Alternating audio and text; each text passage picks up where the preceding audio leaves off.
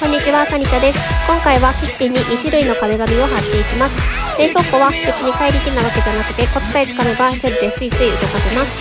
今壁紙を貼ってるんやけど、白い壁紙に白い壁紙を貼ってるからよくわからへんね。一応レンガ柄の壁紙を貼ったよ。あとは上の出っ張ったところが梁に見えるように木目柄の壁紙を貼ってみたよ。近づいてみるとよくわかるんやけど、ほらレンガ柄になってます。こんな感じで2時間ぐらいで全部の作業を終えられました。みんなも真似してみてね。